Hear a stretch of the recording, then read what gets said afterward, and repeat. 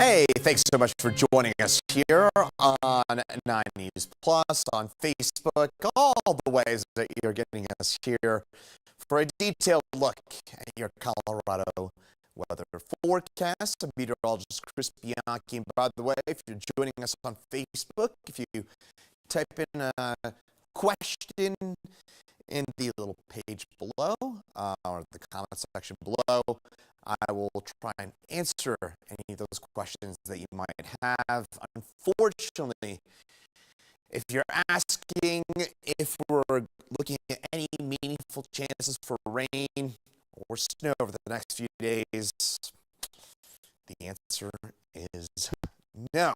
Start things out by taking a look here at Denver. It does look quite nice, but this is obviously a west-facing view. And if you look off towards the distance there, you can see those clouds building on up into the foothills.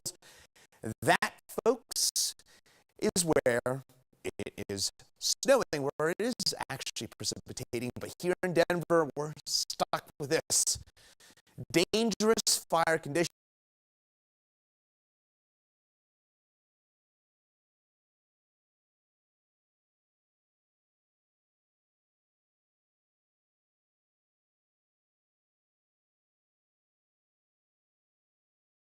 And that continues to be our theme as we head into next week as well. Now, we do have a chance for maybe a little bit of mountain snow tomorrow night. I'll have more details on that here in just a second. But the story for us, again, weather-wise, is that increased fire danger. Winds could gust on up to about 45 miles an hour in southern Colorado in particular.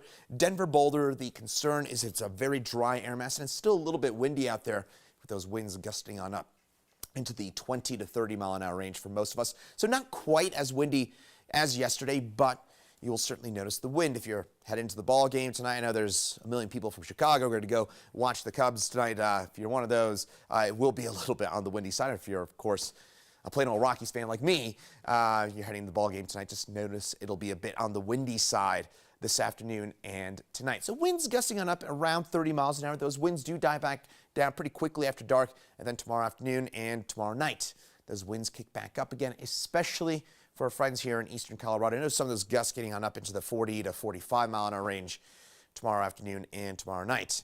Along the eastern plains, those winds will continue into your Sunday. We just can't get rid of this wind, right? Here's the reason why it's been so windy for so long. It's kind of three main things. This is very simply put, but three main things that are in play as to why it's been so windy for so long.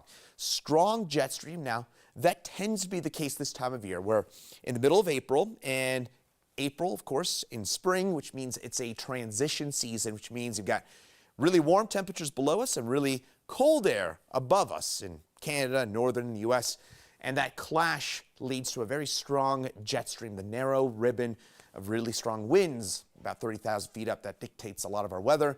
And then any storms that come through, they seem to be staying just north of us. And what that means is we just kind of get the leftover wind, but we don't get any of the needed rain or snow from those storms. And that storm pattern, keeping those storms staying just to our north, it's stuck in place here, folks. We just can't get those storms to kind of dip down and give us some meaningful relief.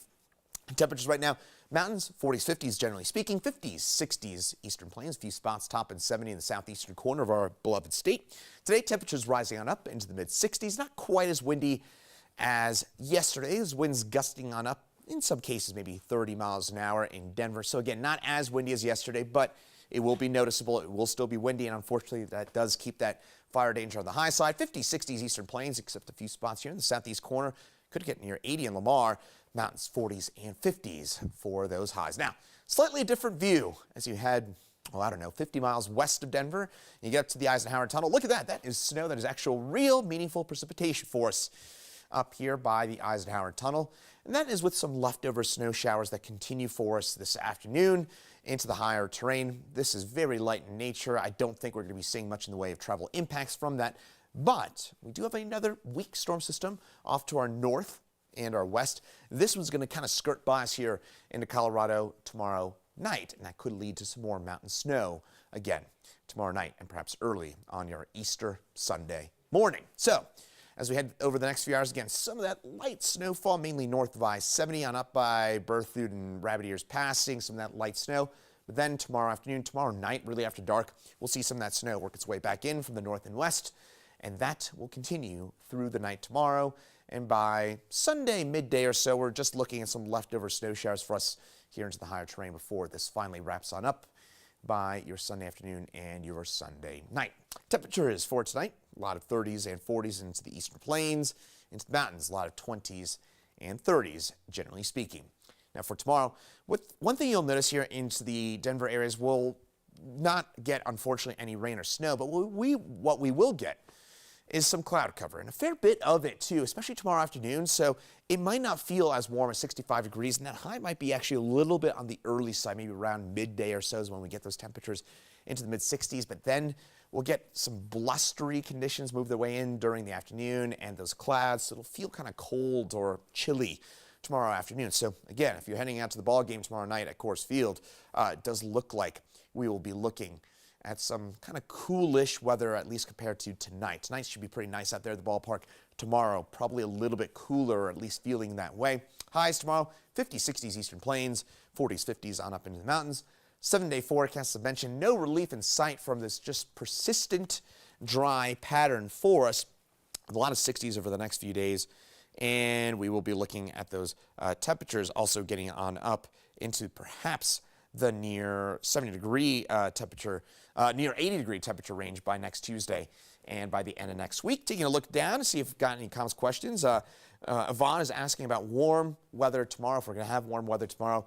I wouldn't say warm, but it should be mild, especially during the morning hours. So if you've got those outdoor activities to get done tomorrow, or you want to go on a bike ride, something like that, tomorrow morning will be a lot better than tomorrow afternoon. It'll be windier tomorrow afternoon. It'll also be feeling cooler tomorrow afternoon because we've got added cloud covers. Hopefully that gives you an answer there, Vaughn, about what you can expect as we head over the next few days and that forecast. And hello to Einar from Norway. So thanks so much for everybody for joining us here on 9 News Watch. Have a great weekend and a great rest of your Friday.